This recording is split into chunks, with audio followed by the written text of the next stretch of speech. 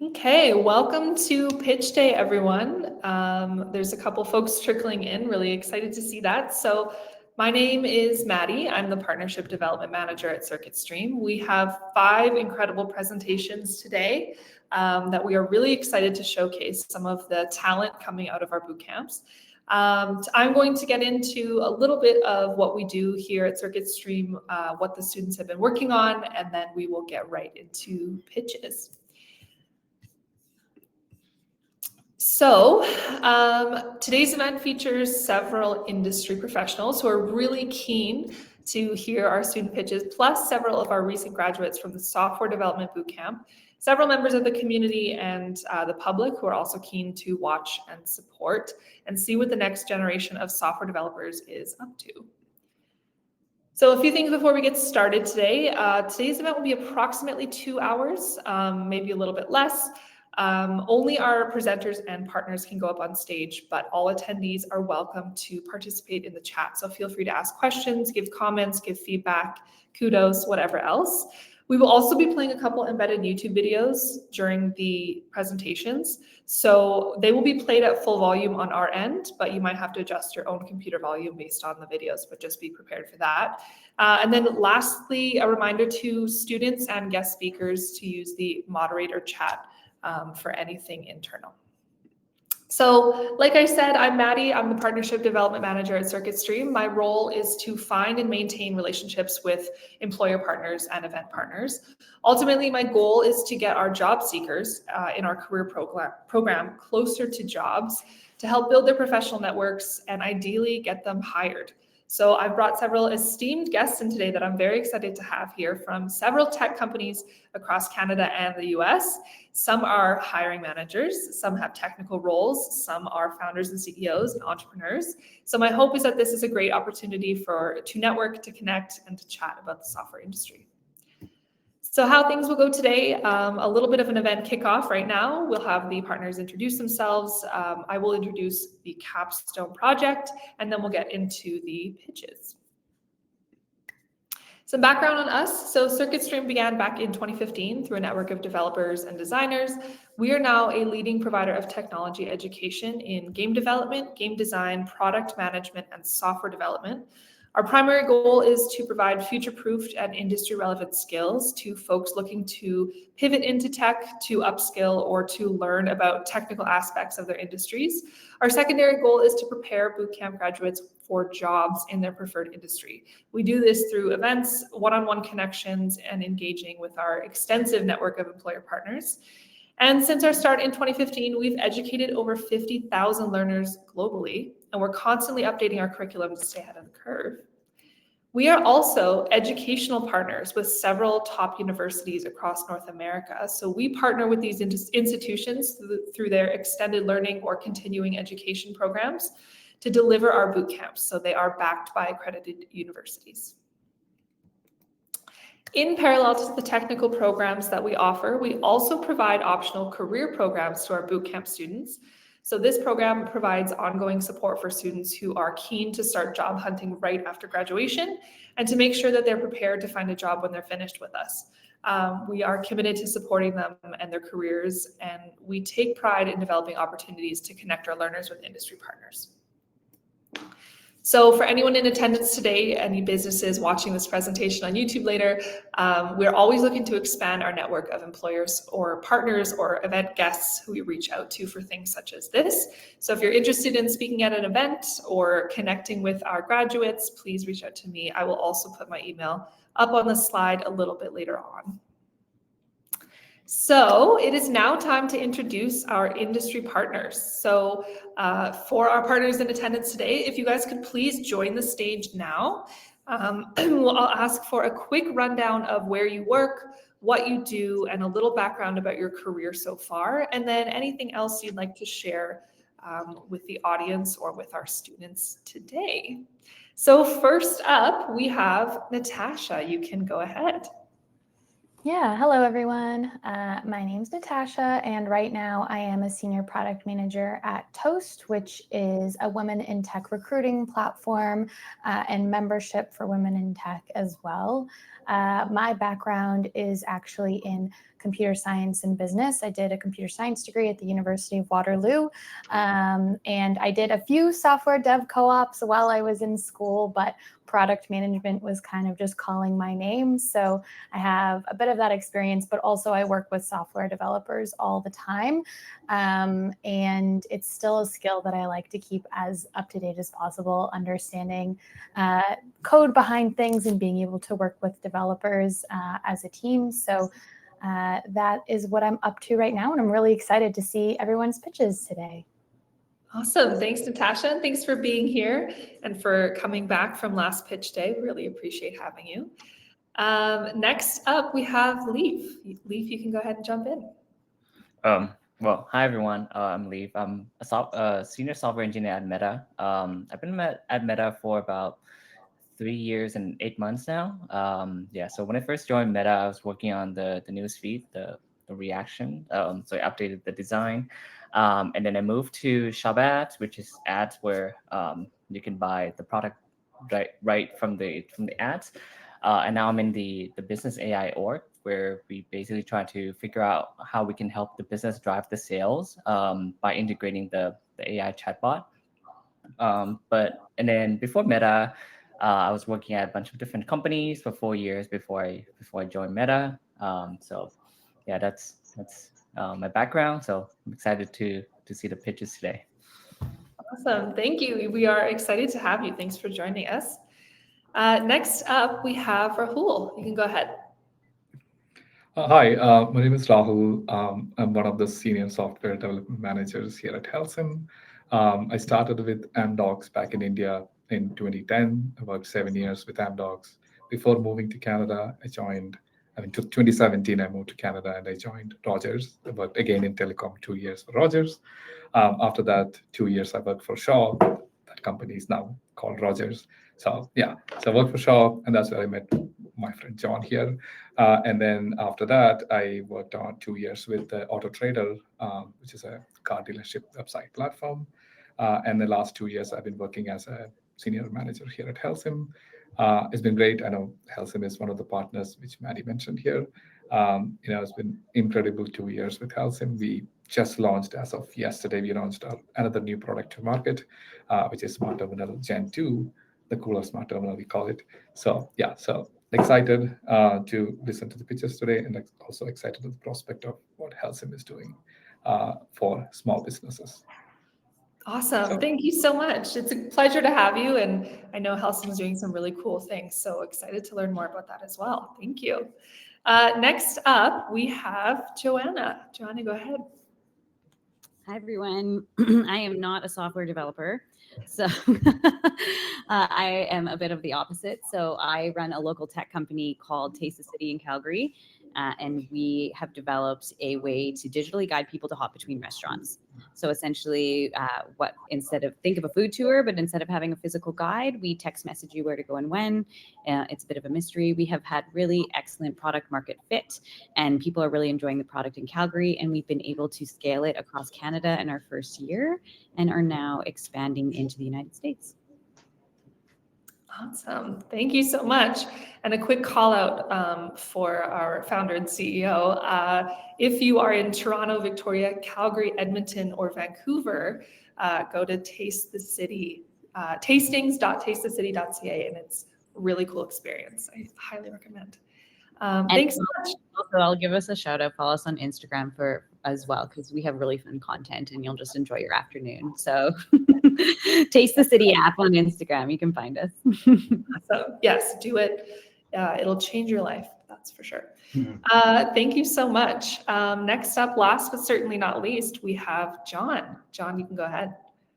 Hi everyone. I'm VP of Product Engineering at LodgeLink. We are a business-to-business crew travel solution. So people need to send a crew to a fracking site, or my favorite example, Red Cross calls us. There's a hurricane in Louisiana. We need to send 300 people there to help our real case right now.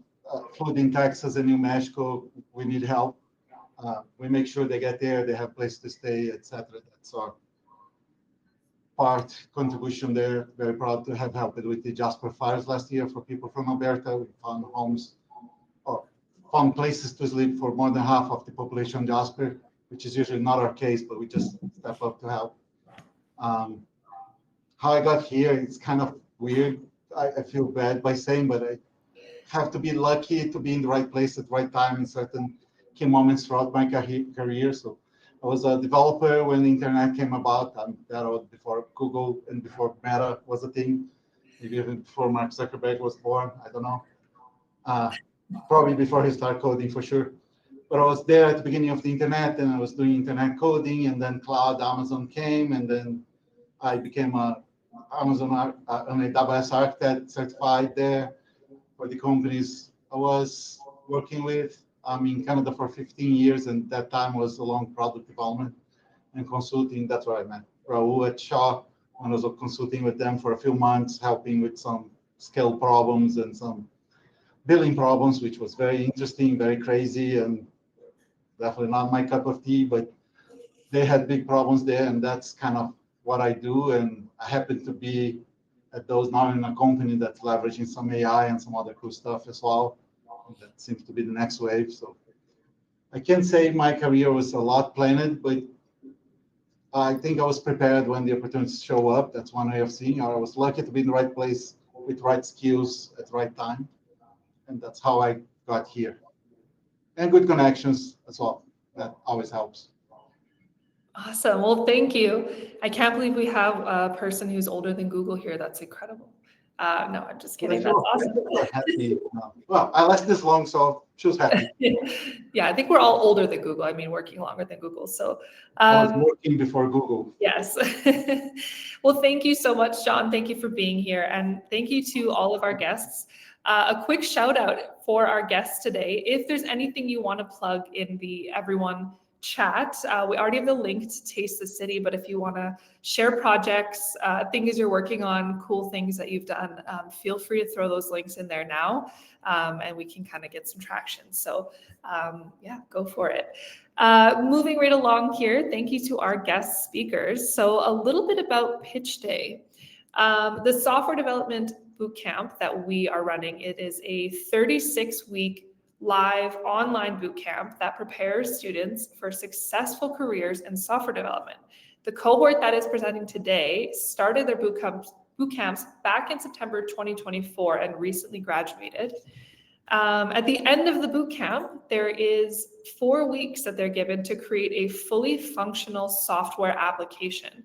So this 4 weeks gives them the opportunity to showcase their skills in software development and in design.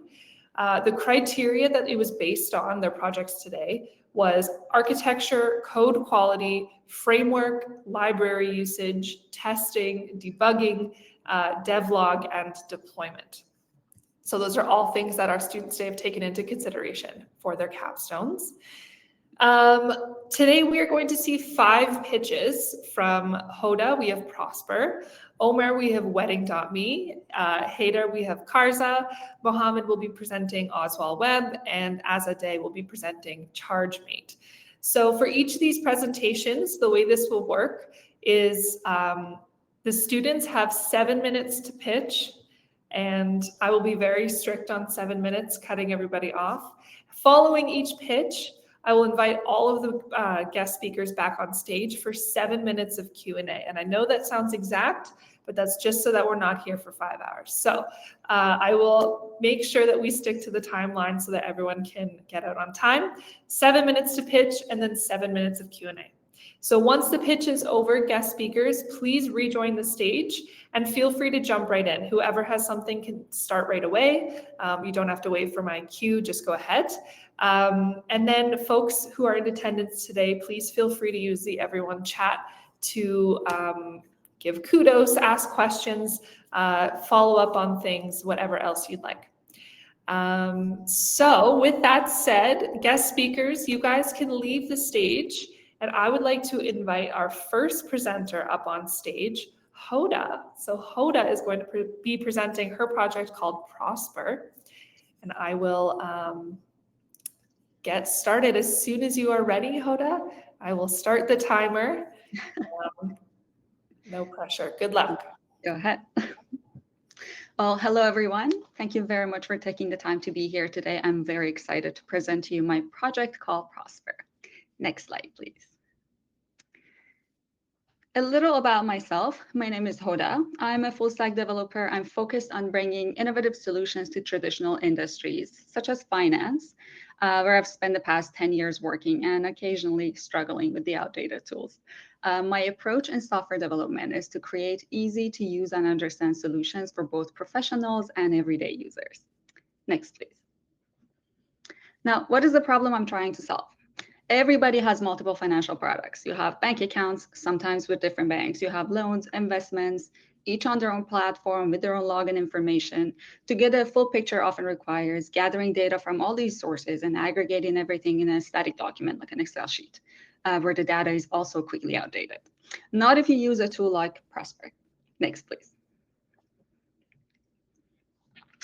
Prosper is a simple, visual, and smart money management platform that gives you a clear overview of your financials across multiple financial institutions, and it presents the data in clear charts and graphs for easy consumption.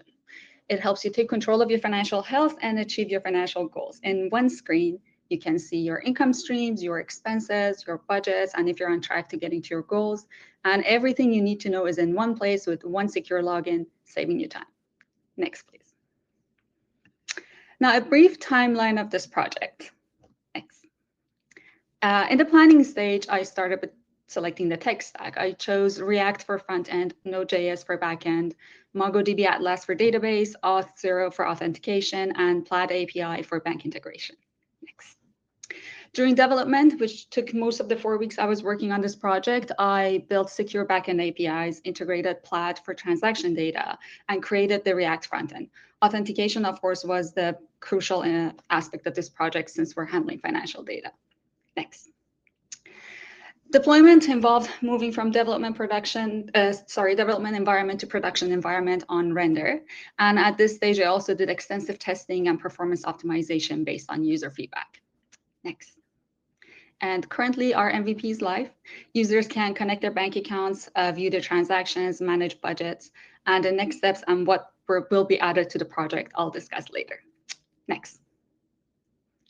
And enough explaining, I guess, let's see how Prosper works with a quick demo.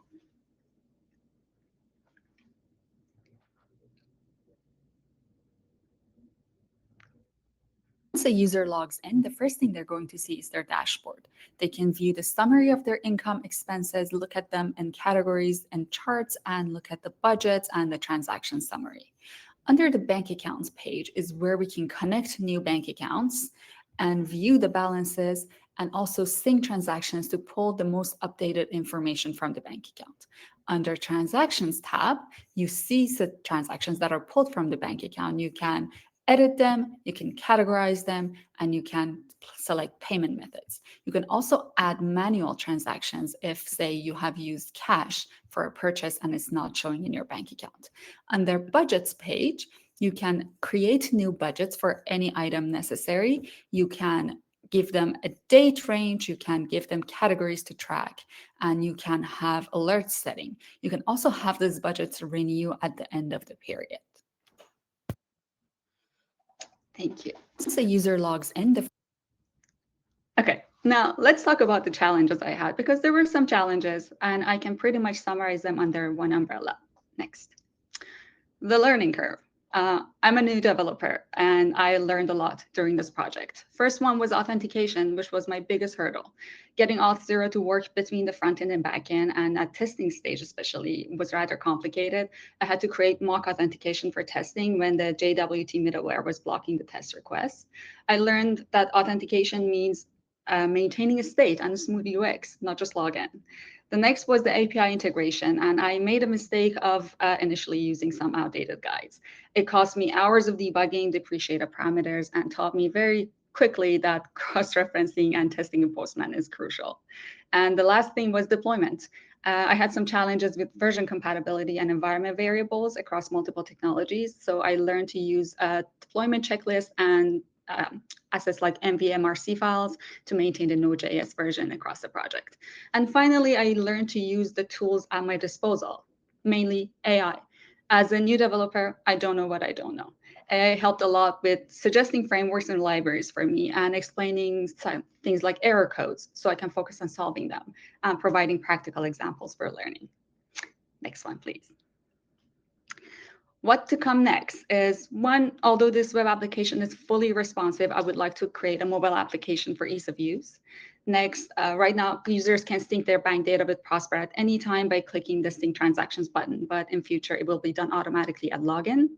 Next is implementing APIs like AlphaVantage or Yahoo Finance for investment portfolio and savings tracking, as well as the budgets. And finally, the ability to generate reports for each section of the finances and export all this aggregated data into a CSV file.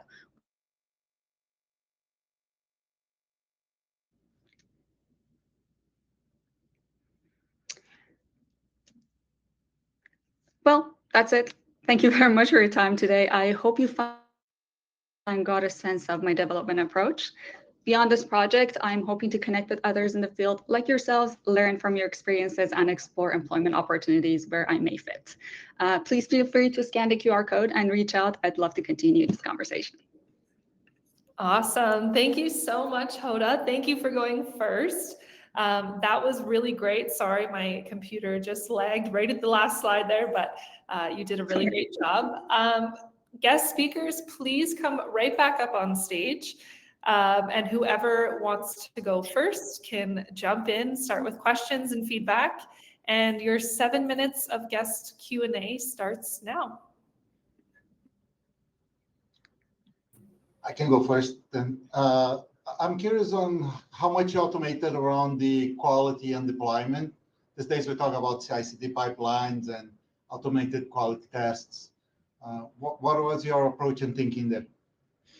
So for the scope of this project, we had limited time, so I couldn't do extensive testing across all of the features. Well, what I did was to pick and choose a couple of features, especially the authentication, where I mentioned it was the biggest thing I was working on, to test the feature, make sure it works. And that's what I did. I used Mocha for testing and wrote a couple different tests to check the state management and how the authentication is working. I did mention I had to create mock tokens for this purpose because my middleware was stopping the test request. But it was quite limited. It was just that one feature that I tested, but it was very good learning experience for me. Good. And one more question before I pass along to the next speaker. On the architecture side, you have the login and now you need to maintain state. That's great. What if the system crashes or you do a deployment halfway through? How you deal with those failure cases? And I'm asking very hard questions.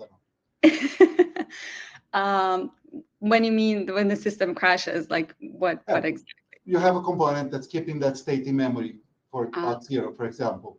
But if you deploy, that serves again halfway through a user operation, for example, would that cause an interruption?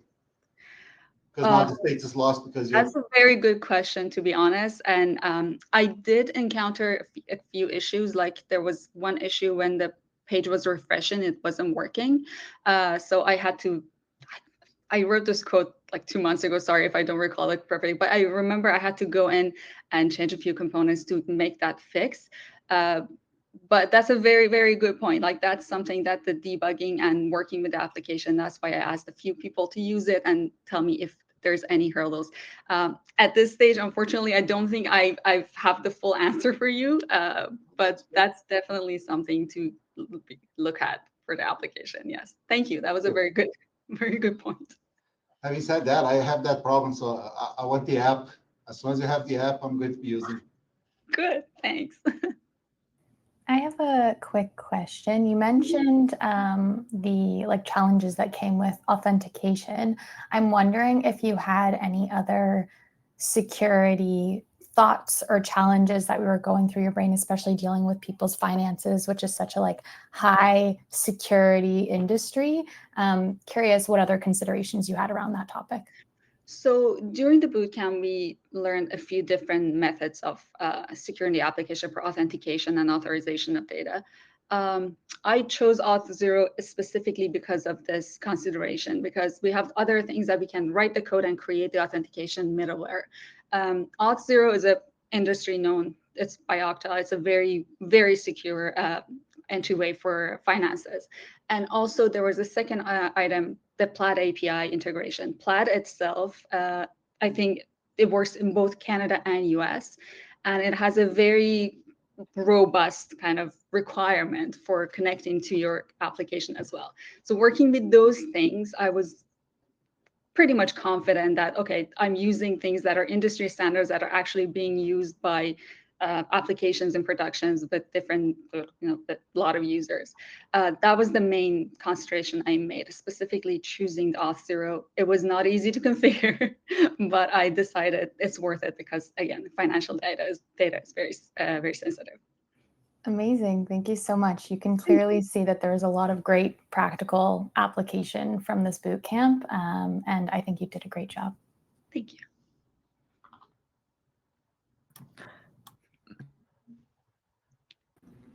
Go ahead, Rahul. I think we both clicked at the same time. Thank you. Hi, Hoda. Great Hello. presentation, great app. Thank you. Just curious on, I think a couple of the other questions were already clarified, so I'll just dig right into the performance optimization that you did, right? You mentioned some of the users used, gave you feedback on performance. How did you dig into it? It's a web app, so probably it's like more natural. So how did you dig into it? How did you optimize? What were the steps? Okay, so the users were mostly people around me, people I knew. There were no beta users in this application, but I essentially gave them the application. The one thing I didn't mention is that at this point, the API development is in the sandbox environment, because it was quite costly if I wanted to actually integrate the full access to the API. But what users used it and gave me feedback, there were a couple of things. One was the transaction page and the categorizing the items, because when the transactions first load, they're not categorized. So I had to go in and create a middleware to kind of give it a blueprint that if you see the word cafe, it can go into restaurant. If you see the word gas, it can go to, so that was one of the things for optimization that I did. And the rest, there were a couple of smaller items. There were some UX design that this is not intuitive, if you can add a button here, if you can change it here or there. So that was the extent of the feedback I got, and what I got, I tried to resolve it, but I am very much open to more feedback if anybody wants to use the application. Yeah, that's great. Yeah, thank you, Hoda. Perfect. I just have one thing. So when you were planning and like designing and before you started writing code, like how did you prioritize like which one to work on? Like, oh, should I work on the back end part first, or should I work on the front end part first? What was your thought process like to figure out like which one to prioritize, which one to get it done first? So my prioritization was I wanted to start with backend, because front end, I quite frankly, I enjoy writing backend even more than front end. But the reason I started with backend is when I wanted to start developing the front end, I wanted to have some data to actually present, to be able to fully test what my front end is doing and if the back end is functioning. So I created the back end first, and during the development, I actually created a test front end page where it would just give me the metrics. This is working, this is working, this is connected. And once I had that in place, then I started going to the front end. And another thing is that when I used Auth0, Auth0 actually provides a sample login page. So that was my jumping point from my front end. I had the login page, then I started changing it and adding pages and adding different tabs to it. That was the way I did it. Nice. Thank you. Thank you. Maddie, is there time for one last question? Or are we Absolutely. Yes, go for it. I just was wondering, and great presentation, by the way. I really appreciate it. I always love another female founder, so good job. Did you consider kind of when you were going about your approach, the data and how valuable it was, like what was valuable for you to gather during this process, and then communicating that with users, what data you were gathering and how you were securely storing those things? Very, very good question. Yes, but it's not in this implementation of it. Like there's no FAQ, there's no terms and conditions on this website yet. But yes, absolutely. The one, again, mentioning the API Plaid, is it has very secure, very clear guidelines of what data we're gathering, what we're actually storing in our database, and for what purpose we're using it. That is definitely something to be included in the website. When we're going live, there's going to be detailed explanation of for the users, in clear language. I don't like technical language for users. Clear language. Okay, I'm looking at your transactions, and this is what I'm doing in very simple terms to explain it to them. That's for sure something I'm going to include. Yes. Perfect. Love that. Thank you very much. Thank you so much. Great job. Give yourself a big round of applause. And congrats on going first. I know that can be hard. That was awesome. While we get the next presentation queued up, Hoda, there is a question from Ed in the chat about your marketing strategy. So you can type out a response to that if you'd like. Sure. And then in the meantime, guest speakers, you guys can leave the stage. And next up, we have Omer, who is going to present his project. Omer, welcome to the stage. Hi, everyone. I'm Omer Aktay. Thank you for the introduction, Maddie. I also want to thank Circuit Stream for organizing this event and to our guests for taking their time to be here today. Before I dive in, let me introduce myself. I'm a full stack and mobile app developer with a strong passion for creating responsive and impactful digital experiences. Currently, I'm seeking opportunities for employment or internship, along with mentorship and valuable connections in the tech industry. Next slide, please. My project is a wedding planner app. I picked this idea because I wanted to build something that useful solves a real-life problem. I realized how time-consuming and stressful wedding planning can be, so I thought, why not build a tool that keeps everything in one place and make the process more efficient? It also gave me the chance to practice what we've been learning in the bootcamp. Next slide, please. I'm sure everyone would agree that planning a wedding can be overwhelming. Most couples have never planned a wedding before. It's a complex, emotional, and expensive process. Also, weddings can involve hundreds of details like dresses, rings, color of flowers. There are many things to decide, right? And I aim to help them by providing a clean timeline and checklist, budget planning, tracking their tasks and deadlines, and even arranging the seating charts. Next slide, please. I would like to walk you through the development lifecycle of the application. We had roughly 4 weeks to complete our capstone project, and I started with planning and research. I wanted to create a platform that couples can plan their wedding in one place. The primary goal was to make planning less stressful and more visual. You guys will see the features in demo, so I'll skip that for now. And from there, I moved to design, focusing on more responsive UI, using Bootstrap and clean React component structure. And for the backend, I used Mongoose schemas for each feature. In the development phase, I built front-end using React and Vite and integrated Auth0 for secure authentication. The backend was developed with Express and Node.js. During the development, I ran manual testing across browsers and devices. My biggest helper was Console and Postman. I mostly used Postman to control if my endpoints are working properly, and Console for React bugs. Also, I need to admit that ChatGPT was a great helper too. It helped me a lot to see what I'm doing wrong and fixed my typos. For deployment, I used Vercel for front end, Render for the backend. Also, I used MongoDB Atlas for database. For iteration, I have some features which I'll show you guys after the demo. Next slide, please. I hope you guys enjoyed the demo. Welcome to my wedding planning web application, a smart, all-in-one solution for couples organizing their special day. You can simply log in by using your Google account. Manage your guest list with ease. Add names, track RSVPs, and include +1s all in one place. You can also filter by RSVP status, edit or delete the guest.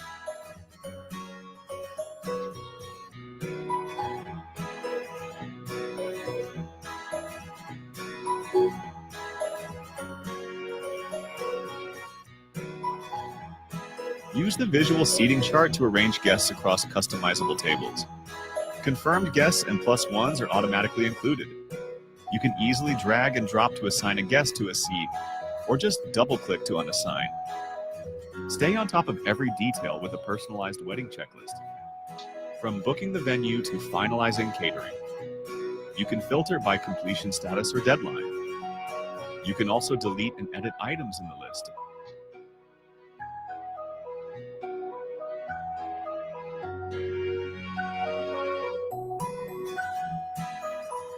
Track your spending with our budget planner. Set estimated costs, update actuals, and see how much you have left. Also, we will let you know if you spend 80% of your budget. Design stunning digital invitations. Choose from elegant templates and share your personalized link. This project reflects my full stack development skills using React, Node.js, MongoDB, and Auth0. Explore more or connect with me. Here you guys can see some of the features that I'm planning to add. I will add a gift list feature so that couples can add gifts with name, description, and desired quantity. Guests will be able to click reserve or mark as purchased. Right now, users change RSVP status manually, but guests will be able to answer to invitation and let the couple know if they are going to attend. I'm also planning to add some premium features. For example, users will be able to upload and share photos of their wedding and keep it there up to 1 month. But to keep it short, I won't dive into details of all the features. Next slide, please. My biggest challenge was drag and drop feature. I used D&D Kit for the first time here. And to be honest, calibrating where to drop was a nightmare because it drops at the closest center. And I had 2 things to solve that problem. I used the same style and size for both seats and the guest and give background color to dropping areas so users can see where they are dropping. Through this project, I really got up my full stack skills from handling APIs and authentication to design user interface and deploying everything. It was a full ride, but doing it all on my own wasn't that easy. And that showed me just how valuable it is to have a team. When you are alone, every decision, every bug, every feature is on you.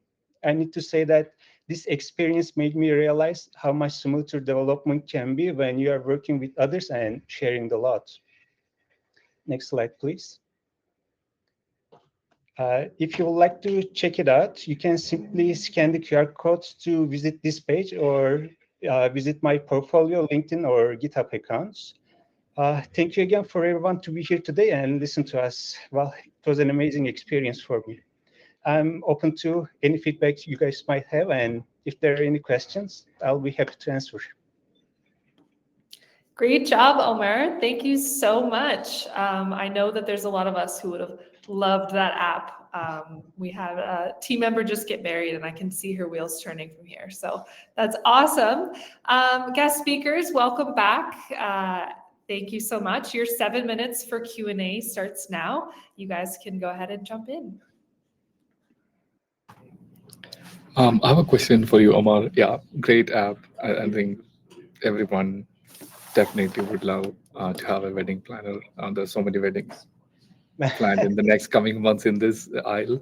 So for sure, yeah, that's a great assistant there. I don't have any questions to ask in terms of implementation, but I'd like to have one improvement suggestion in terms of a timeline, right? Like if you can have a moving timeline of like how many days left on the dashboard, like how many days left up to the wedding, and from John's suggestion, like how much budget is left when you from your allocated wedding money, like how much budget is left after all the things allocated, kind of gives you like you log in and you see like, man, I only have like this much left. I only can plan for these things. That's a great idea. I was actually planning to implement a countdown timer but the time was pretty limited. So, but That's for sure. fair. Yeah, I know. 4 weeks, you've done amazing. So there's no question about it. But if you are planning on expanding this idea to, something more, monetizing this idea or something, that would be good to have like a dashboard. After login, you get to the dashboard, you get to see like how many days left and how much budget left after all that planning. So good job. Thank you very much. Yeah, really good job, Omar. I really, it's a model I appreciate. I'm an event planner in my background. So I think that my initial thought is that I really think that you're narrowing your window by just having it focused on weddings. I think there's actually a huge corporate event planning industry that a B2B model would be really great for you to consider. So I would even consider changing the name wedding.me to be something that was more event focused. And I think that you could actually have like B2C is going to be maybe more challenging. You get one person that's using it one time, whereas like corporate event planners would be using it all the time and they have probably deeper pockets. So that would be my first recommendation to consider expanding your horizon. And then also adding a research component into kind of like how the system operates. Like a lot of it is like, yes, the seating charts and those things. But one thing that's a real challenge when planning an event is a lot of the vendors have their pricing hidden deep within their website, or you have to go to a Reddit channel. It's not like out there. So being able to integrate that into your system, I think would be really helpful if you could actually, from a research component of like have some preferred vendors, how much things cost, and you could actually probably monetize quite a bit on having preferred vendors on your site and paying to be on your site for all those individuals. So there's actually quite a few different monetization strategies on how you can leverage that platform that if you wanted to chat afterwards, be happy to have a coffee with you and chat. Thank you very much. That's great. I'll add my 2 cents here as well, and one question. So first, I agree with Johanna and how there's so much space to improve, and that's a great business case. Like I was thinking, I do an offsite with my team twice a year. We took them to Banff, Canmore, other places. I always make sure the seating arrangement is something very important to me. So I mix teams, etc., so they don't sit with the same folks. There's even an opportunity to integrate with you. Like we could integrate LodgeLink, like you're having an event somewhere, it's a corporate event, like Johanna said, and someone like LodgeLink will take care of the travel. So now you're the hub that bring an ecosystem with you. So I feel there's a lot of potential there if you can play this right. But my question to you, more to the point, not trying to do a pitch startup and finding investors, but I love seeing the arrangement. I think that's a winner. 2 questions I have is, one, why you took that risk on the drag and drop when you're compressed on time and so many things? I think that's a winner. That's where you got most of us probably in that same arrangement with the drag and drop. And second one is, why don't you start with a algorithm to allocate? So you have Laura and Laura plus 1, you just put them together and you mix whatever, men and women, or you could start with an algorithm that do that for me, because that would be more scalable. My wedding was quite small, but some people have like 300 people wedding. Or when I have my team of 50 people traveling, I don't want to drag 50 balls. Like, just do that for me and then I adjust, right? So what was thinking there on taking that risk? Well, that was a valid point, actually. To be honest, I can say I spent solid 5 days for this feature. Like, and at some point I was about to give up, and I was just gonna put say like input and just type the name. But I wanted to have something more visual and like to showcase my like skills to implement this kind of features. But yeah, especially for mobile devices, I'm going to add input, and their users just gonna type their name. It's gonna be much easier, yeah, especially like when there are 200 guests. While I was developing, I was only have maybe 10 or like 15 names, and it was much easier to use. And yeah, like you are right, when there are more than 100 guests, it's going to be maybe difficult. But for sure, it's going to be next improvement. Good. I believe that took 6 days. I was thinking on drag and drop experiences I have, we avoid that because it's Yeah. always complex. But I'm glad you persevere because that's one big selling point. That's a nice cherry on the cake, on the wedding cake. Thank you. I can ask one quick question because I know we're coming close to time, but I'm curious, based off of the way that you built the back end for logging in as someone planning their wedding, do you think it'd be possible to scale that to allow guests to log in and like save their RSVPs, see wedding information? I'm curious about how the architecture is for that. I actually need to do that because otherwise users will only be able to change the RSVP status manually. But I'm going to put a feature that guests will be able to change the RSVP status so that users don't need to do it and follow up manually.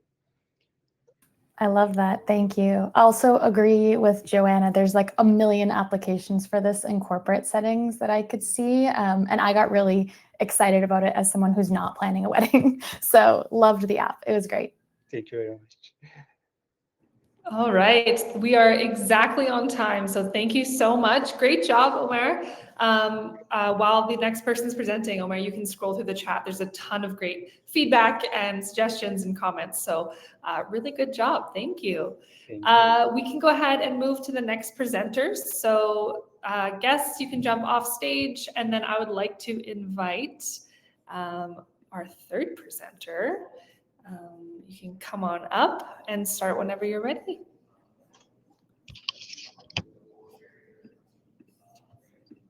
All right, so the time is yours.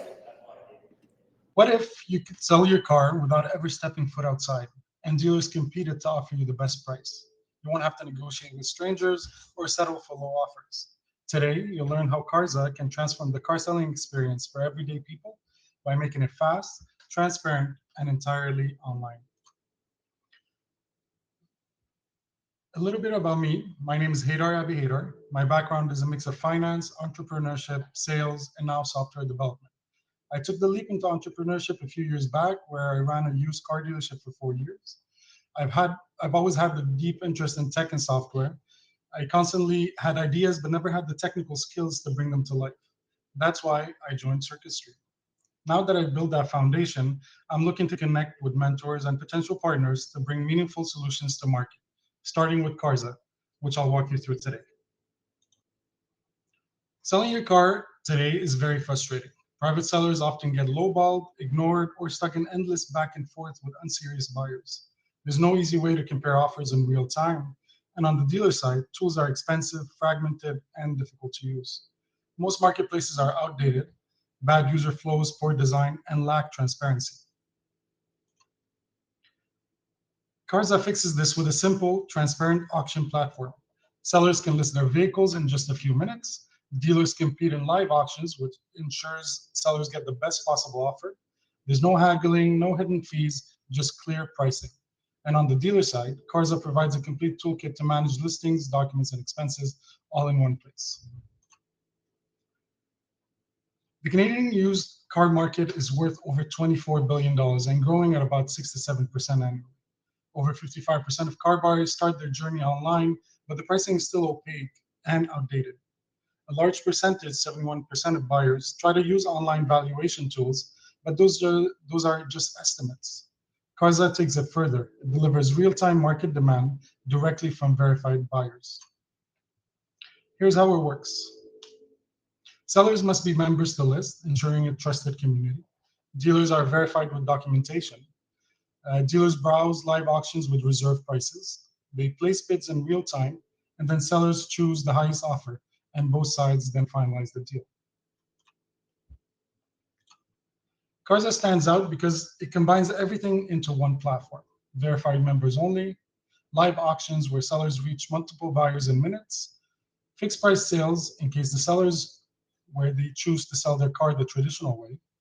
It's a two-sided marketplace designed for both private sellers and dealers. Fast turnaround, many sales close in under 24 hours.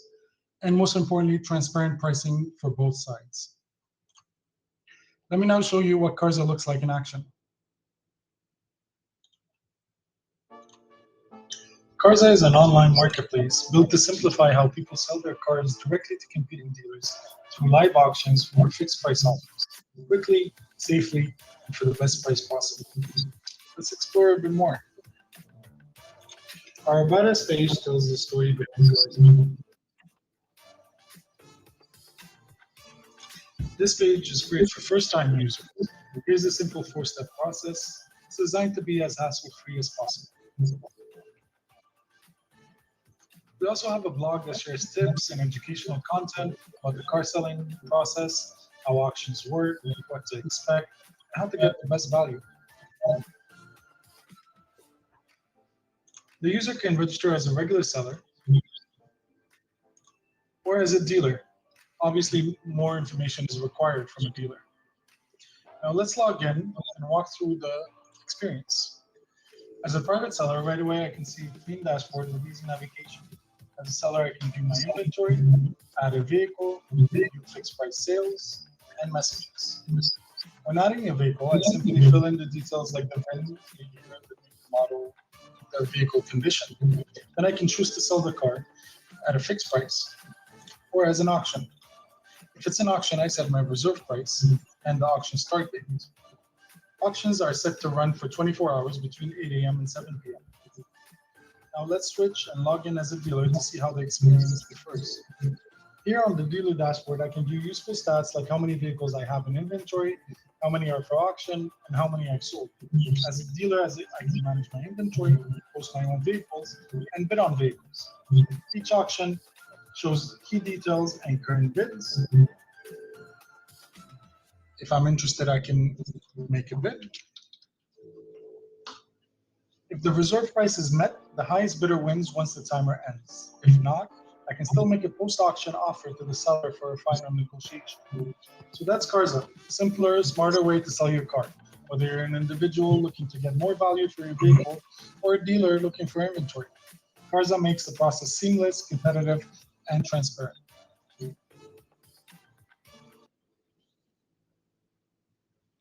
The project was built over 4 weeks, from initial planning, back-end development, post-man testing, to front-end integration and troubleshooting. As per building this project, I learned a lot. I started with the back-end, defining the models, routes, and middleware, then moved to building the front-end and integrating everything. One big challenge was the live auction setup, making sure I updated in real time and that it was responsive. I also learned the value of building front-end and back-end together to avoid mismatch.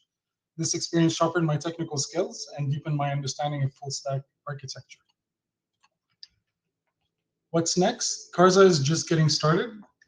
The first next step is to deploy the MVP and sign up dealers and users. Planned features include VIN decoding, Carfax integration, instant vehicle valuation tools by integrating Canadian Black Book's API, escrow payments, contract customization, and even a connected mobile app. Thank you everyone for your time. Again, I'm Haydar Abi-Haydar, the developer and founder of Carza. If you'd like to learn more or get involved, feel free to connect with me via LinkedIn or by email. All right, great job. Exactly on 7 minutes. It's like you practiced.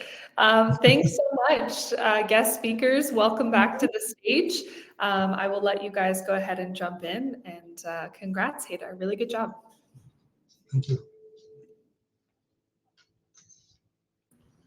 Peter, I've been looking for a car for like the last year. And so I understand all the pains of this market. I have a few comments. So great job, by the way, and really like the ingenuity in this product. Just as a consideration, incorporating like a financing model, like making it really streamlined and tracking like when 0% financing is happening, especially in the market right now. People are really looking for ways to find like low financing deals. And it's again, all on like Reddit articles and things like that. There's no real transparency there. So that might be an interesting angle for you to take. I'm also interested to know of how you're going to manage the two-sided marketplace with this. So you not only have to, get people to come on and buy the cars. You have to get the people to actually upload their cars, and then also find the people, and you have to balance kind of that. Because if you get a whole bunch of people that are on your website that like sign up to sell their cars and they get crickets, or if you drive a whole bunch of customers to your website and then you have no cars for sale. So do you have any strategy, and have you thought about how you're going to manage that two-sided marketplace?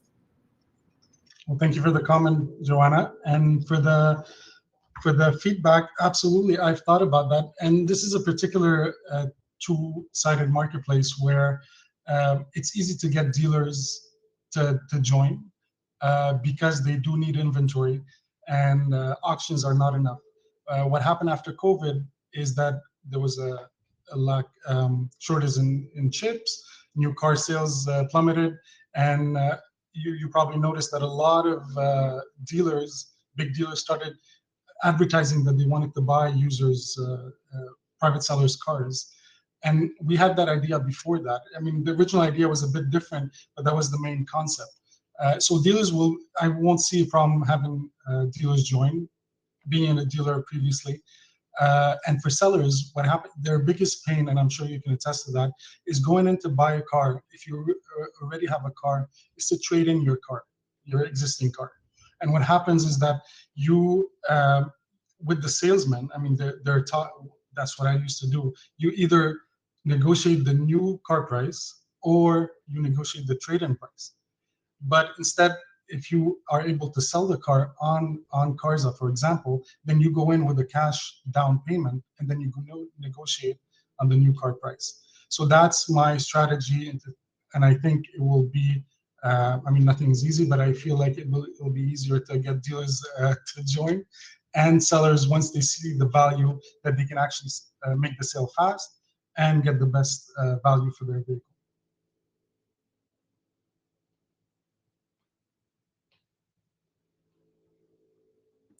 Cool.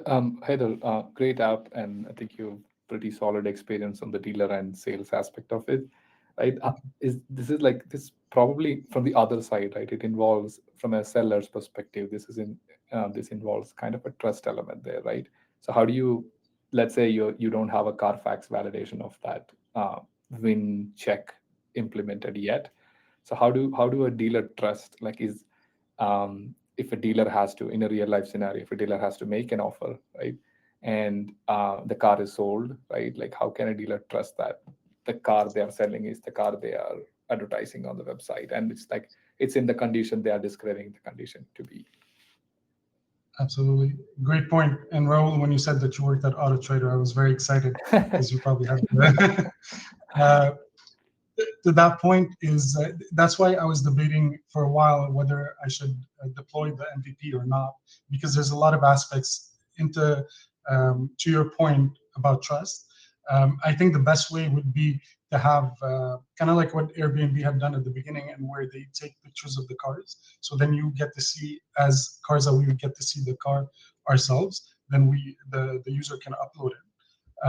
And I think the Carfax integration is very important. I don't think it will be that difficult to integrate. Ideally, the core of the project is to integrate the Canadian Black Book API, which users will be able to put their VIN and their car information, and they will get a live wholesale price, and they have an idea of what dealers might be able to offer at an auction or at a fixed sale price. Absolutely, yeah, absolutely. Great point. CBB is going to change things, and also you could probably have a conditional offer too, right? Like you have this. I mean, it's sold conditionally, and then when it is delivered, assessed, then you transfer the money. That's great. I have contacted them, but they didn't get back to me in time, by the way. Okay. So I'm still working on it. Good. Yeah, good job. I think for sure dealers will love it, and maybe some of the AutoCAN, those dealership groups could start using tools like this. Great job. Thank you.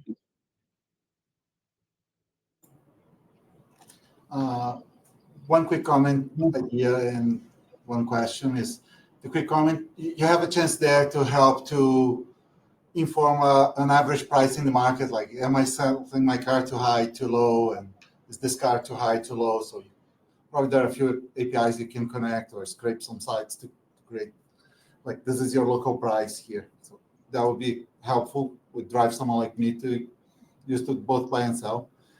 But cybersecurity is more than just people hacking your site. One thing I think on cars is that a scam? That deal is too good to be true, etc. Is this the real car or someone else putting the documents and then I'm going to do a down payment or something and now I lost. So how you've been thinking about how to ensure that person is really that person beyond just creating a login, because I can fake Raul's name and even got a deep fake video and present on camera, right, these days. So how you prove that that seller is the seller? Yeah, absolutely. So to your first point, I do agree that the market needs some sort of clarity as to car prices and the value. And that's why I would integrate the Canadian Black Book API. When it comes to the other point of security, some things that I didn't mention, but what I was thinking about is as a private seller, there would be follow-up documentation that they would need to provide before they can list a car.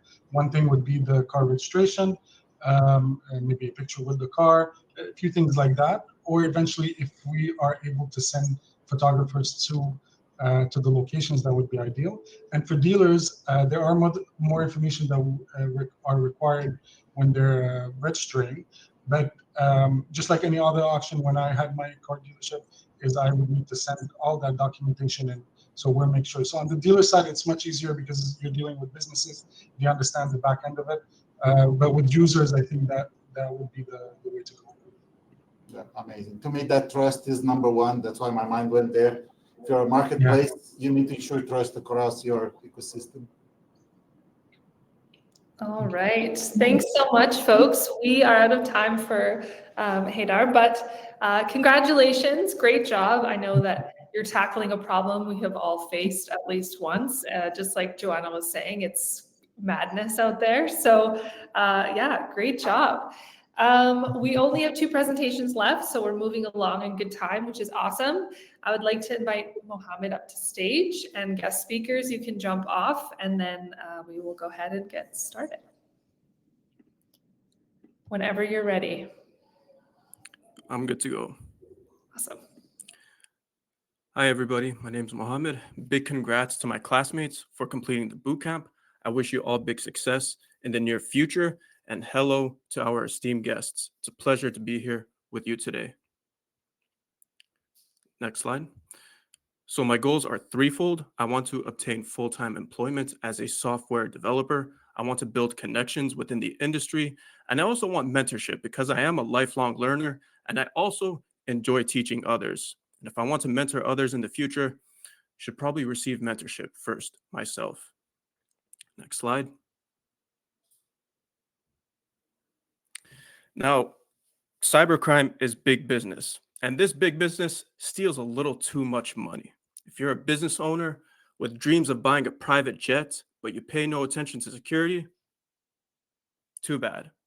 You'll have to buy a horse and lots of carrots because you ain't gonna get that private jet. So I thought to myself, how can I provide free security to businesses that's also quick to install? Next slide. So I came up with Oswald, which is a premium and free, easy to use web application firewall. Next slide. Upon registration, users will have a dashboard that displays their information. Next slide. And some features of this app include being able to add their website in their profile, a blacklist of IP addresses that they want to block from accessing their website, and customized security rules. For instance, nobody can make more than 10 requests per minute to your website. Next slide. Now, this was an interesting project to work on, and a lot of time was spent developing this app. At first, there was a lot of planning. I thought about what features to add, how to structure the project, and how to set up the front and back ends. Then I created a basic UI and components that would form the building blocks of the front end. After that, I worked on the back end and developed the core features of this firewall. Then I moved on to connecting the front end with the back end while continuously making improvements to the app. And finally, I deployed the app with the front end on Vercel and the back end on Render. Next slide. Okay, so we're on the homepage of my web application firewall. Try to make a user-friendly homepage. We'll go to the registration form where users can sign up for a free account. Pretty simple layout. I'll go ahead and enter in some details instead of letting you watch me do it and getting bored to death. Okay, so I went ahead and entered in some details. I'm gonna sign up. It was a success. And we get redirected to the sign-in page. So I'm going to go ahead and log in. So after a successful login, we get taken to the dashboard where you can add in your websites. You have your user information over here. You can go to your blocked IPs list and add some IPs to your blacklist that you want to block.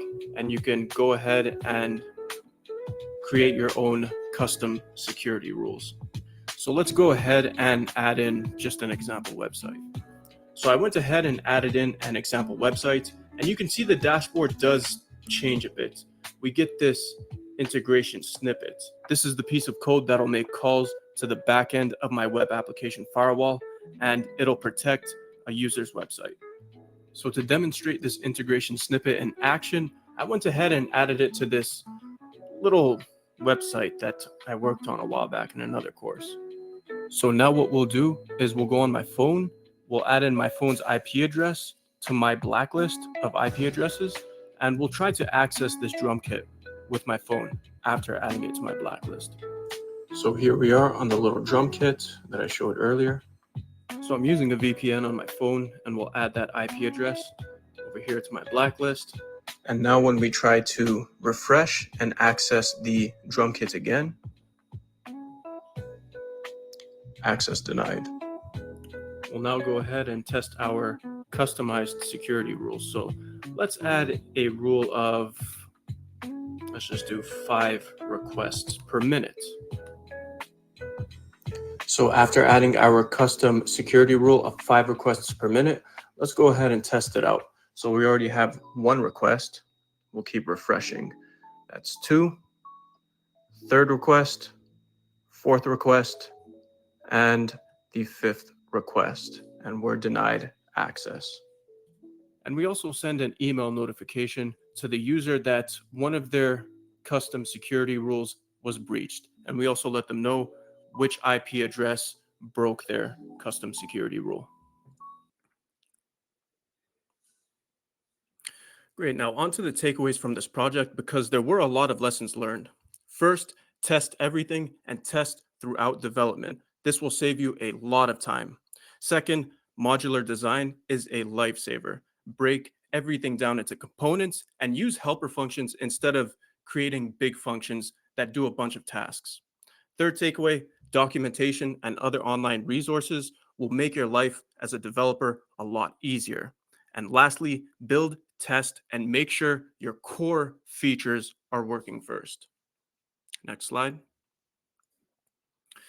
Now, I'll admit, it was nice to work on this project. I literally felt smarter than Bill Gates after I finished this project. I felt like he has nothing on me. And if you have his email, send him this presentation so he listens to what I'm saying here. But this wasn't easy.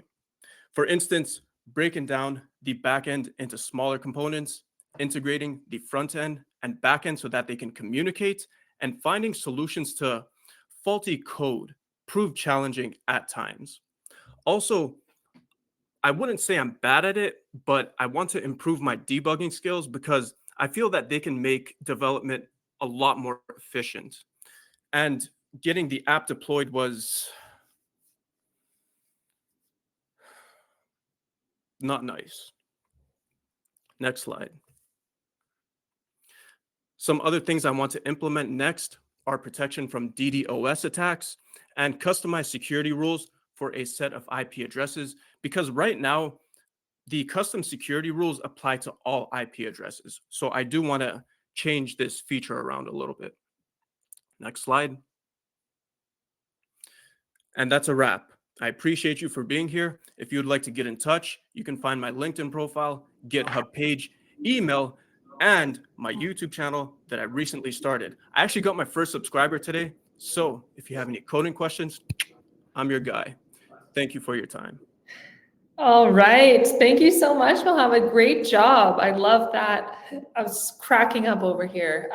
Thanks so much. So guest speakers, please go ahead and jump back up on stage. You guys have 7 minutes to grill this cybersecurity whiz on whatever you'd like to. And I'll hop off. Thanks, guys. I have a quick question. Very interesting project. It's cool. It's quite different, I think, than in some of the other projects in the sense that it was more like security focused and add-on, which is a really interesting business model. I'm curious if you have thought about any ways that AI and like AI agents could potentially be used in this sort of a context in the future with, you know, the rise of it happening. I'm sure it's something that was probably on your mind. Yeah, the very first thing that came to mind was just brute force attacks and being attacked by bots. That's why I came up with the customized security rules. So at first, what I was gonna do was just make a default security rule. So for example, every single website that uses my web application firewall, by default, I think the rule was 100 requests per minute or something like that, or 1,000 requests per minute, something like that. I was going to implement this default security rule for everybody just because of brute force attacks and bots and things like that. But I said, you know what? I'll let people do that for themselves. If they feel like, because some people may think that 100 requests is just too little, and they would rather use something like 1,000, whereas some other people want 100 requests per minute and they want their website blocked after that. So I said, you know what? I'll just come up with the customized security rules and I'll let people handle that themselves. But yeah, AI definitely is. Actually, I remember reading an article about it back in 2018. So it is something I think about. Okay, awesome. Thank you. Thanks. I think I should just get you to talk to my team because your takeaways is what I keep preaching every day. Like test with automation. Modular design is everything. We're rebuilding everything modular now. Microservices, system-oriented, event-driven, etc. So your takeaways are bang on. Maybe you should talk to my developers here to teach them a thing or two. One concern I have is, for example, everyone in this building right now, and Rowie and I are in the same building, actually, but everyone in my company at least is coming out with the same IP. So if there is like 20 of us here hitting your site because or someone's site because I sent them the link, doing that, everything around the IP is not going to be enough. So you need to include that in your list moving forward, how you're going to deal with people that are behind the proxy or firewall, and you only see my egress point, which is very common in corporate market. Even at my home, like I have easily 60 devices at home, but one IP coming out, right? I have 3 kids, wife, I don't know how many phones at home, etc. That's one thing for you to consider. But my question is really on the debugging side. You said you got better on debugging and there was a lifesaver or like a make or break type of thing. So walk me through your debugging process now. If something happens now that goes wrong, what is the first thing you do, second thing you do? Like, what's your thought process from the learnings you have? So it really depends on where in the development cycle I'm at. So in the beginning, it was pretty simple, straightforward debugging, just print statements and also Postman. Okay. So first I worked on the front end. That's pretty simple to test out. You just see if it renders in the front end in the browser for the most part. Then when I got to the back end, I used print statements and breaking points and Postman as well. and this is just before I integrated the front and the back ends. When I was testing out just the back end, it was Postman. I was using that religiously. Then when I integrated the front and the back ends, that's when I started using print statements. I started printing out error messages, lots of details from the error messages, from the responses, and breaking points again, just to see what the code was doing exactly at each step. Also the browser console. So I was using the browser console and specifically the network tab, because that provided a lot of, there were times where an error would occur and the print statements, I wouldn't see anything in my backend terminal, but it would show up somewhere in the browser console. It would show up in the network tab. It would tell me exactly what's going on. So I got a lot better at using the browser console to debug. So like I said, it really depends on where I'm at in development. Okay, great. I think it was both to find something. So like infrastructure related, not an app that we can see the business case. So that was great. One feedback for you, the word you missed, and I bet if you're interviewing for Meta, that would be disqualifying, is you didn't mention logs and some other tools. Logs is the first place I go. So having a good log strategy for your apps and your backend, that's a lifesaver as well. For sure. Yeah, I'll look into that. Thank you.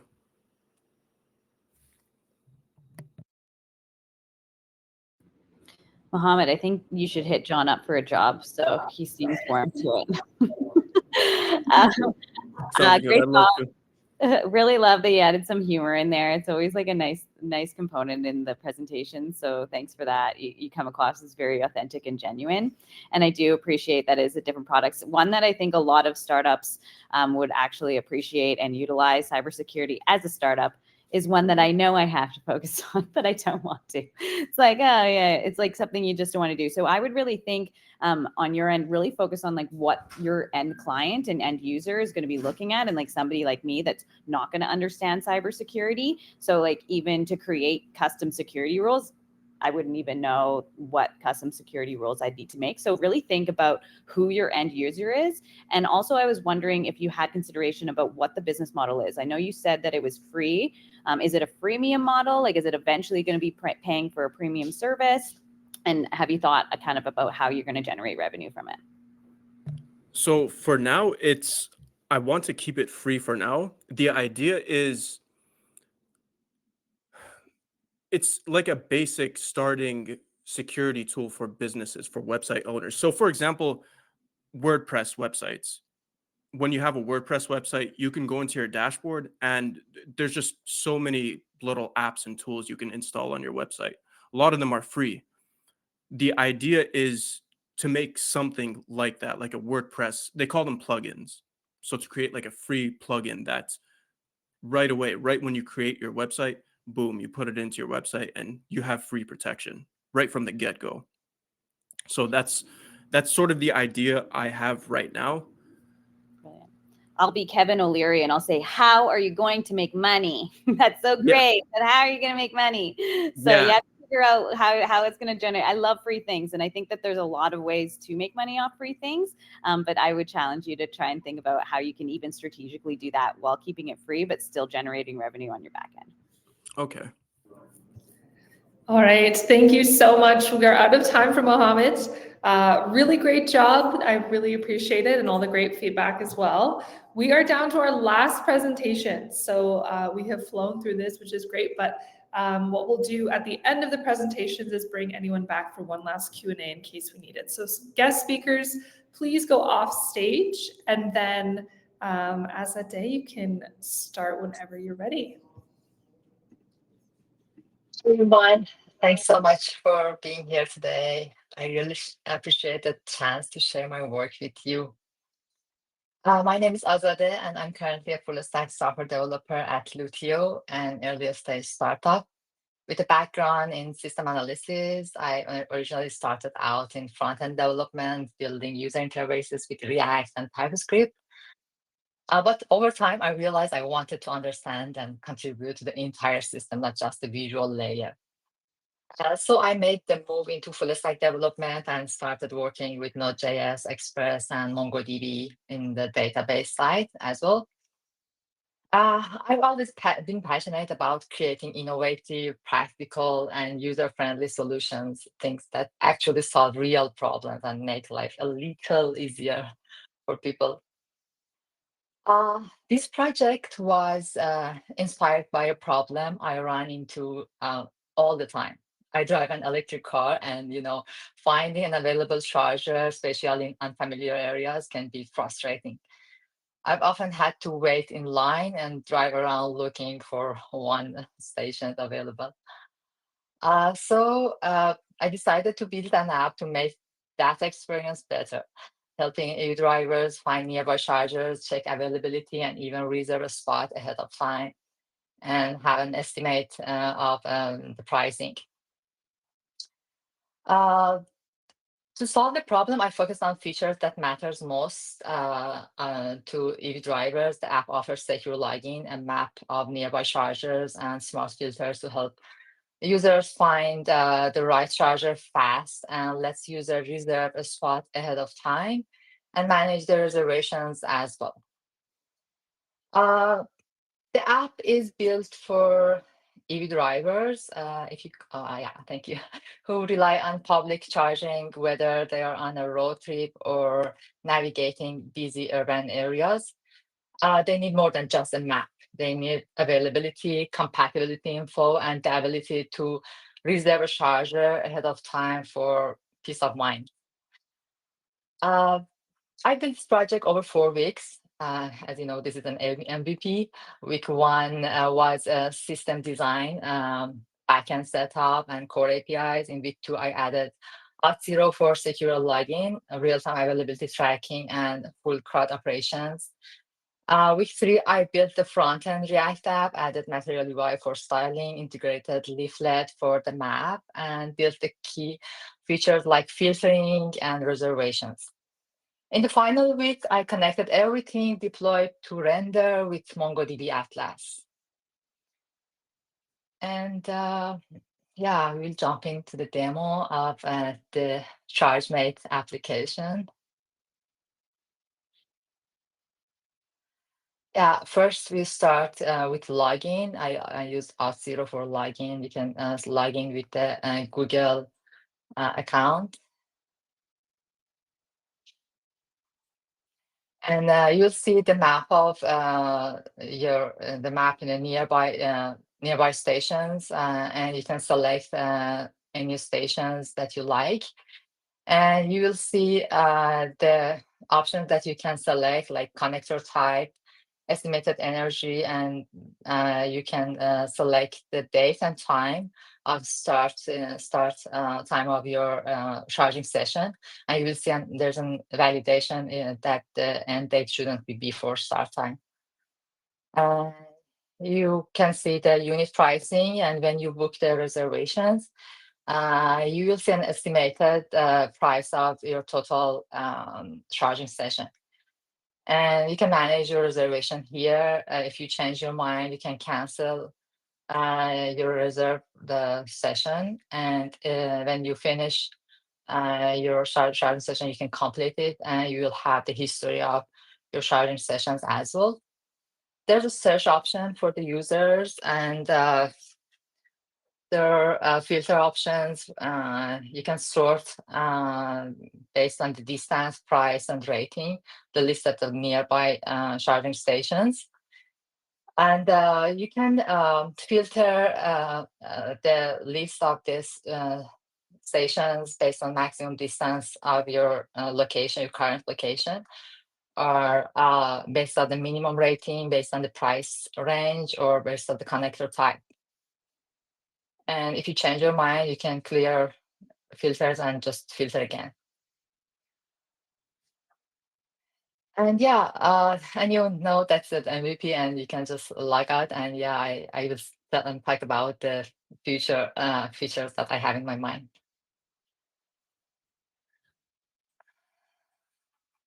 This project was a hands-on dive into full stack development, from system design and secure authentication through interactive maps, smooth reservation flow, and deployment. It gave me the chance to solve a real-world problem end to end while building something scalable, user-friendly, and ready for production. Uh, This project came with some fun technical challenges. I implemented geospatial queries with MongoDB for charger locations, handled tricky deployment issues like CORS and timeouts, and integrated leaflet map into a TypeScript React app, which required custom typings and some careful handling for mobile responsiveness. These challenges really strengthened my skill in deployment and working with third-party tools. That this is the MVP. Looking ahead, I plan to add real-time updates with WebSockets, smarter navigation along routes, and a mobile app with React Native. And I'm also exploring payment integration, connecting to third-party charger station providers, multi-language support, and eventually using machine learning for more personalized charger suggestions, all aimed at making the app more useful and more driver-friendly. Yeah, and that's a wrap. Thank you all so much for taking the time to listen. I'm currently exploring job opportunities where I can continue growing as a developer, and build on the skills I've been developing through projects like this. And I'd love to hear any feedback or questions you might have. And if you'd like to connect or check out the code, my email, GitHub, and LinkedIn are on the slide. All right. Thank you so much, Azadeh. That was right on time. So for the last time, if everyone could come back up on stage, and your 7 minutes of feedback starts now. Thank you.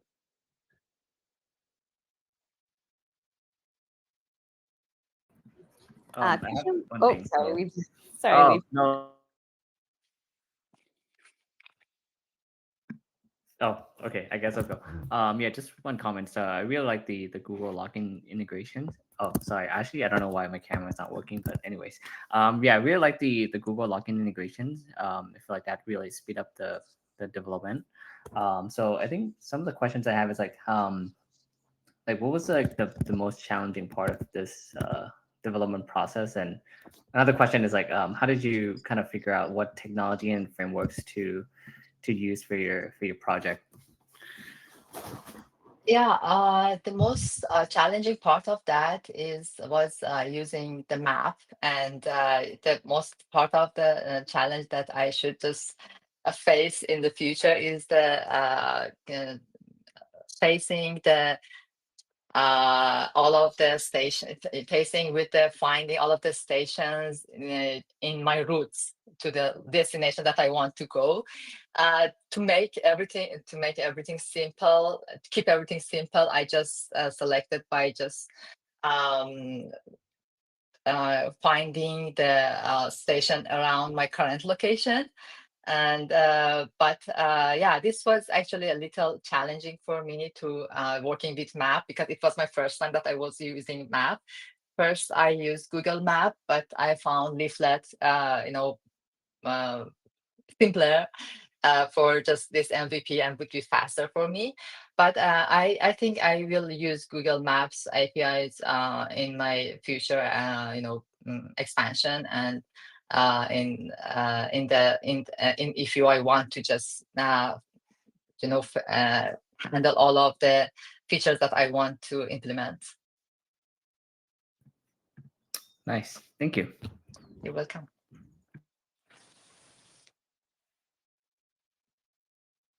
All right, I'll hop on next. I can appreciate the mapping component. That is my life and job, creating routes. So I would love to chat with you offline about how, kind of curious about how you persevered through that. Of And course. other collaborations that we might be able to do.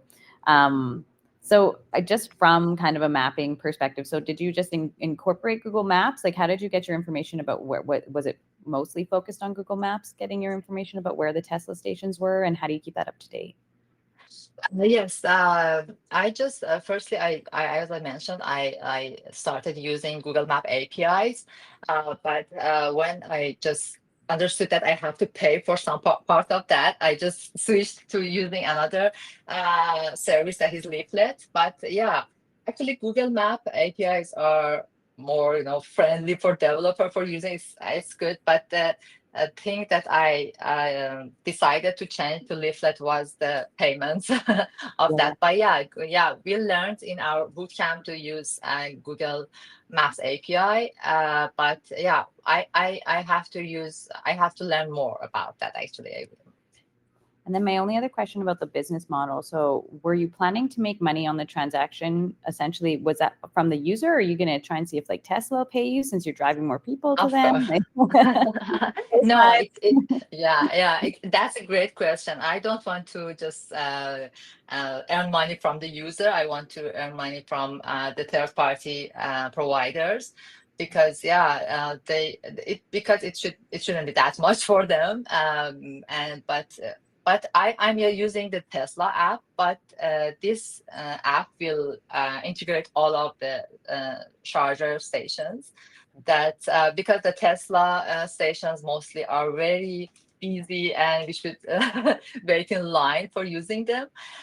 But when you know about the other station, and if you could reserve it, it really saves your time.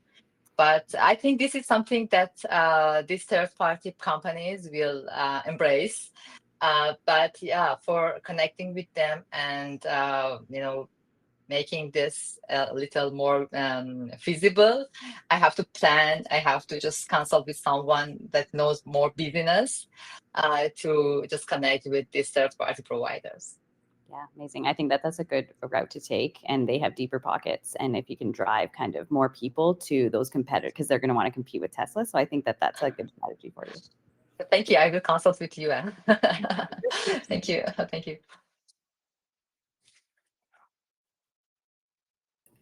I'm curious about, I saw you, or maybe I missed this in the presentation, but were you placing the charging things manually? Like you knew where they were and you put down the locations, or did you get that information from the map tool that you were using?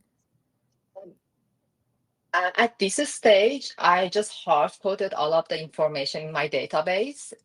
Based on the location that I have, it shows the station close to my current location.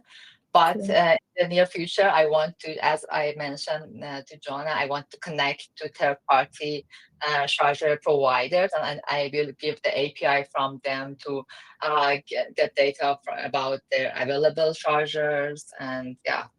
Yeah. Would you, did you at any point also consider potentially like crowdsourcing that information? Because there's also apps like Waze, for example, where like they rely a lot on like the user data, but now that they have so much, it's super valuable that they have all of that. So curious if you thought about that as an option as well. Yeah, I'm not sure if I understood well. When you say crowdsourcing, what do you mean exactly? So like your users would be driving around and be like, oh, I see a charger here. Let me just like tap this location and add it into your database as they're driving. Oh, I see. I haven't thought it out, though. It's a very good idea. But as I get data from the providers, my plan was that getting data from providers, because I will get data about the availability from the third party as well, not just I can add a feature that give feedback from users that there are some chargers here that is very available, and I can use this very easily. That is not in your list. That's I think is very good a trigger for me that I can work on the feedback from user for adding chargers. All right, we are at time. Thank you so much, and great you. job as a day. I loved your presentation. I really enjoyed how you've progressed that. So that's awesome. We are going to wrap up pretty soon here and get everybody out and enjoying the rest of their day. But first, I would love to invite all of these students back up on stage. And guest speakers, if you guys have any, words of wisdom for the entire group or feedback you'd like to share with everyone, please go ahead and do so. Anything you'd like to share? My 2 cents is if you really want to be a developer, you need to keep investing time and energy and learning. The journey you had in this amount of time is amazing. It's only the beginning. It's a lifelong learning, and whatever you learn today is going to be different 3 years from now, right? Personally, I have my personal projects, and I keep using them to learn the things I want to learn. So right now I'm playing with AI because that's the thing. Before I wanted to do maps and know the difference between point to point as the crow flies versus a route. Sometimes you're right beside a charging station, but you need to cross a bridge or a river, and the bridge is 10 miles away, or there's traffic. So there's so much more you can do. Some of those, actually, I see as a viable product that you should push forward. But regardless, if you want to be a developer, keep using those projects, keep those alive, and find a way to just jam in whatever you want to learn and keep learning. That's the main thing. As soon as you stop learning, you start becoming deprecated as a developer. So, done. Thank you, John. Even as a philosopher, not just a developer, never stop learning. You're like constantly learning every single day, no matter what it is. And even sometimes when you think something's like, oh, this is a waste of my time, and then you go and then you're like, oh, actually, that was really worth it. So try to say yes to everything when you're first starting. It's hard to do, but get some energy to do it. My advice for everyone, and this is like really if you're planning, if you're planning kind of to go into the dev field and focus on that, then that's a separate component. But if you really want to take your product and go to market with it, my recommendation when you're pitching is to, instead of just pitching the problem and the solution, but really pitch the buyers that you have, how you're going to be generating money, who are your potential clients, and how they have money and are willing to buy your product because of the solution that you're offering.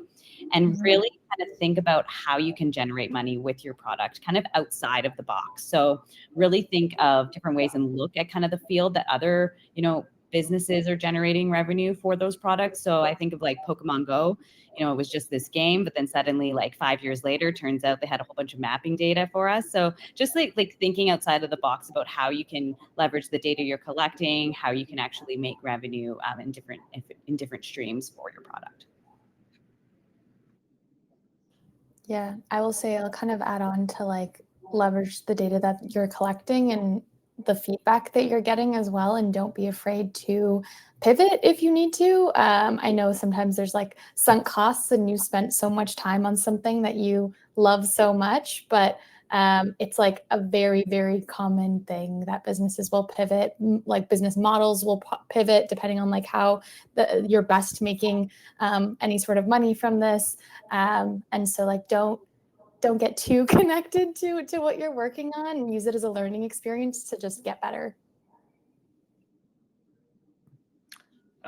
Just want to add to John's advice on keep learning. I just wanted to add to advise you kind of use AI. AI nowadays is like a pretty big thing nowadays, and I would say try to see how you can use AI to help you move faster. So like the project that you took 4 weeks to build this, trying to figure out like, like let's say if you use AI, maybe you can build something even bigger in 4 weeks, or you could use AI to build something in 2 weeks. Figure out like how you can leverage AI to help generate the code, and not just generate the code, but use AI to help you explain the code. So that way you can move a lot faster and learning things more in an efficient way. So yeah, leverage AI if you don't want to fall behind, because I feel like AI will definitely become a thing, and if you have the skill to leverage the AI, then you'll be ahead of other people.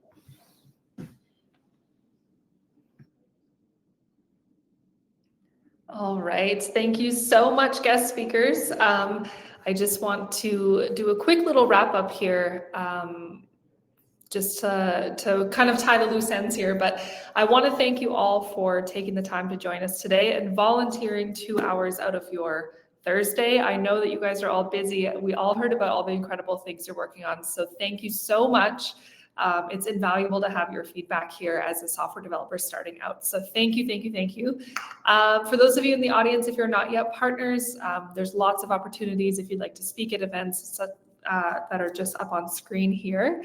And then in the moderator chat, so all of our guest speakers or all of our students, you guys can share your LinkedIns if you are comfortable doing so, and we can connect you guys together.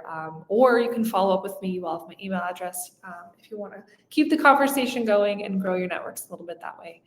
But again, students, give yourselves a huge round of applause, a huge pat on the back. I know that pitching an idea that you've put in 4 weeks of effort in is not easy. So I really appreciate you guys putting yourselves out there. You all did a really incredible job, and thank you again. So if you could join me in thanking our guest speakers, we really, really couldn't do this without you. So thank you again.